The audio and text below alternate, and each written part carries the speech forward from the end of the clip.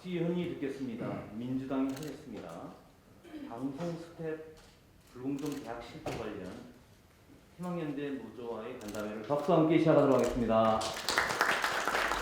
네, 반갑습니다. 더불어민주당 공동비대위원장 박지연입니다.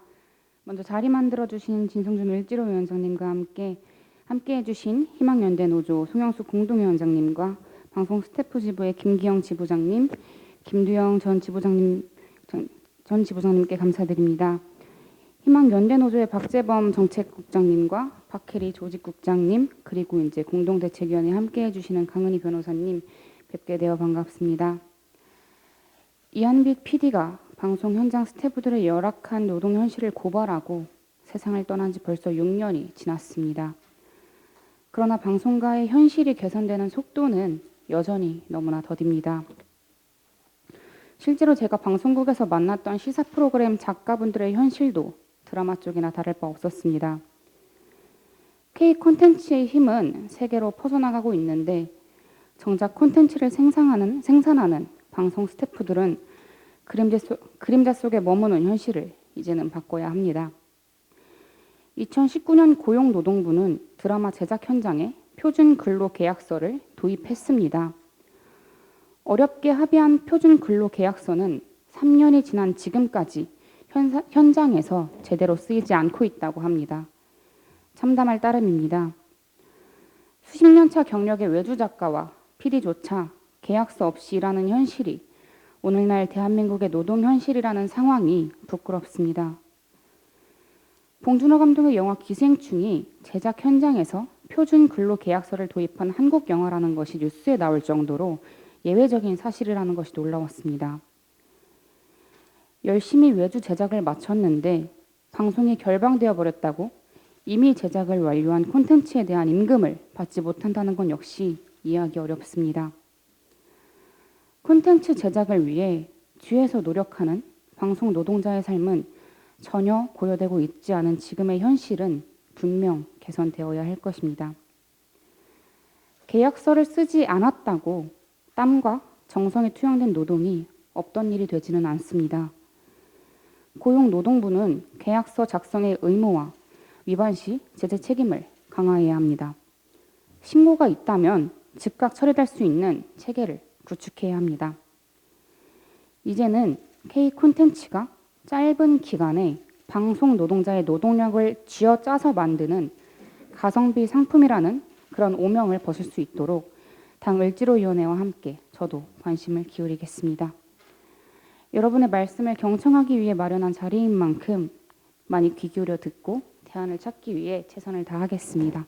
감사합니다. 오늘 우리 당의 쇄신과 개혁을 위해서 혼신의 힘을 다하고 계신 박지현 비상대책위원장님께서 우리 사회의 또 다른 을이라고 할 수 있는 방송 스태프들의 목소리를 직접 듣기 위한 이런 자리를 마련해 주셔서 진심으로 뜻깊고 감사하게 생각합니다. 저희 을지로위원회가 방송 스태프들이 겪고 있는 그런 어려움들을 해결하기 위해서 나름대로 노력은 해왔습니다. 그래서 아까 지적해 주신 것처럼 일부 분야에서 표준 계약서가 도입되는 등의 성과가 있었지만 이것이 아직 현실에 제대로 정착되지 못하고 있고 또 아직도 그런 표준 계약서 등의 사각지대에 놓여 있는 분야들이 굉장히 많아서 일거에 상황이 개선되지 않는 것 때문에 너무 안타까웠는데 당의 책임을 맡고 계신 비상대책위원장님께서 직접 현장에 계신 방송 노동자들의 목소리, 을들의 목소리를 직접 듣는 자리를 마련해 주셔서 한 걸음 더 진전하는 데 큰 계기가 되지 않을까 그렇게 생각합니다. 정말이지 스크린이나 방송 화면에서 보는 것은 참으로 화려하고 이쁜 현실들인데 그 뒤에 그런 화면상의 이쁜 현실을 만들어내기 위해서 뒤에서는 이런 온갖 갑질 또 무법 상황이라고 할 만한 데서 고통받고 있는 스태프들이 계시다는 것을 알고 참으로 비통했습니다. 그런데 그런 현실들이 고발된 지가 오래이고 또 정치권에서도 해결하기 위해서 나름대로 노력을 해왔지만 큰 진전을 보지 못하고 있어서 왜 이리도 우리 사회의 변화와 발전이 더딘가 하는 안타까움을 금할 수가 없습니다. 마침 박지원 비상대책위원장님께서 목소리를 듣는 자리를 마련했으니 저희 을지로위원회에도 더 큰 힘이 실릴 수 있다고 생각합니다.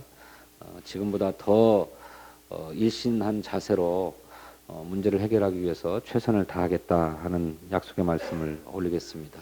고맙습니다. 2022년은 이벤트가 굉장히 많은 해입니다.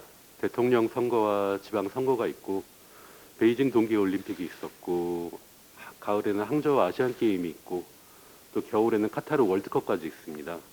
이렇게 이벤트가 많다는 건 방송계에서는 기존의 방송 대신에 특별 편성이 이루어진다는 걸 의미합니다. 그건 기존의 방송을 만들던 수많은 프리랜서 방송 비정규직 노동자들이 그 기간 동안 수입이 없어진다는 걸 뜻합니다. 왜 이런 일이 생기는 걸까요? 그건 현재의 계약이 방송사와 제작사 간에만 이루어지고 있고 또 방송이 납품되어 방송된 후에만 임금이 지급되는 관행 때문입니다. 대다수의 외주 프로그램을 만드는 프리랜서 방송 비정규직 노동자들은 방송사나 제작사와 제대로 된 계약서도 없이 일을 하는 경우가 대다수입니다. 계약서가 없다 보니 아무런 권리도 주장할 수가 없습니다. 방송사가 일방적으로 결방을 결정해도 또는 해고를 당해도 아무런 말도 하지 못합니다. 가혹한 제작비 삭감으로 필요인력 미만으로 사람을 고용해서 일을 시켜도 그대로 따라야 합니다. 대체 인력도 없고 연월차의 개념도 없으니 자기가 맡은 방송이 송출될 때까지는 어떠한 일이 있어도 일을 쉴 수가 없습니다. 방송작가의 직업병이라고 할 수 있는 디스크, 손목 터널 증후군 등이나 아니면 프리랜서 PD가 촬영을 하다 다쳐도 그 누구도 보상을 해주지 않습니다. 심지어는 본인이 일하다 다쳤는데도 다른 사람을 자기가 대신 고용해서 그 일을 마무리해야 되는 경우까지 있습니다. 프로그램 기획을 해도 절반도 못 되는 페이를 받거나 상품권 페이를 받아도 하소연할 곳이 없습니다. 프로그램이 방송이 되고 두세 달이 지나서야 임금을 지급받는 경우도 있습니다. 이런 일들이 방송계에선 프리랜서 방송 비정규직 노동자와 계약서를 쓰지 않기 때문에 지난 20, 30년간 아무런 변화도 없이 계속되고 있습니다. 드라마계는 또 어떨까요?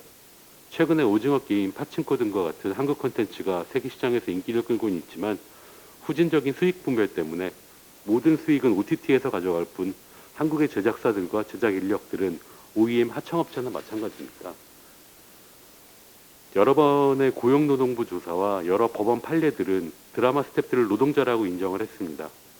하지만 작년 10월 저희 희망연대 노동조합 방송 스태프 지부에서 약 300여 명의 스태프들을 대상으로 조사한 결과 단 20%만이 근로계약을 체결한다고 얘기를 했습니다. 그리고 그 이후의 77.5%가 방송사나 제작사의 요구 때문이거나 관행이기 때문에 근로계약을 체결하지 못한다고 답했습니다. 그리고 전체의 85%는 자신들은 노동자이기 때문에 근로계약을 체결해야 한다라고 주장을 했고요. 지난 9월 희망연대 노동조합 방송 스태프 지부는 여러 시민사회단체와 함께 드라마 방송 제작 현장의 불법적 계약 근절 및 근로기준법 전면 적용을 위한 시민사회단체 공동행동을 구성해서 KBS의 6개 드라마를 고용노동부에 근로기준법 위반으로 고발을 했습니다. 하지만 이미 그 6개 드라마 중 그 국가대표 와이프, 신사와 아가씨, 연모, 꽃피면 달 생각하고 학교 2021은 종영을 했고 마지막 남은 태정 이방원도 곧 종영을 앞두고 있습니다. 그리고 고용노동부는 아직도 조사를 하고 있는 중입니다. 이미 여러 판례들이 인정한 노동자성을 다시 판단해야 하기 때문이라고 합니다. 거기에 동일한 고발을 서울지방고용노동청은 남부지청, 서부지청, 강남지청의 3개 지청으로 분산해서 조사하고 있습니다. 근로계약서를 쓰지 않는 걸 고발했는데 그게 이렇게 시간을 끌 일인지 모르겠습니다. 그래서 저희는 정치권과 정부에 다음과 같이 요청을 드립니다.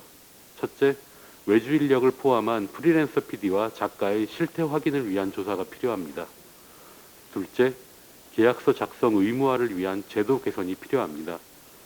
KBS, EBS 등의 공영방송과 국회TV, 국정방송, 국방TV 등 국가 예산이 사용되는 모든 방송사의 제작 현장은 고용 계약을 의무화하고 방송사와 외주 제작사 간의 업무 위탁 계약 시 스태프들의 고용 계약서를 의무적으로 첨부해야 합니다. 셋째, 방송사의 사정으로 결방 시 기존 방송 스태프들에게 임금이 지급되어야 합니다. 넷째, 사전 기획비에 대한 가이드라인이 필요합니다. 다섯째, 방송 납품 후 30일 이내 임금이 지급되어야 합니다. 여섯째, 각 방송사의 외주 제작 가이드라인이 앞의 내용들을 포함하도록 개정되어야 합니다. 일곱째, 드라마 스태프들의 노동자성을 일괄 인정하고 드라마 제작 현장의 근로기준법을 강력히 준수해야 합니다. 이미 방송계는 뿌리부터 말라 죽어가고 있습니다. 현재 한국 사회가 비정규직 문제로 청년들의 고용 불안과 저임금으로 흔들리고 있듯이 방송계도 마찬가지입니다. 언제까지 비정규직 방송 노동자들을 쥐어짜며 버틸 수는 없습니다. 방송 스태프들은 그 어떤 직종보다도 꿈과 희망을 가지고 일을 시작한 사람들입니다. 저희 방송 스태프들이 꿈과 희망을 찾을 수 있도록 도와주시면 감사하겠습니다.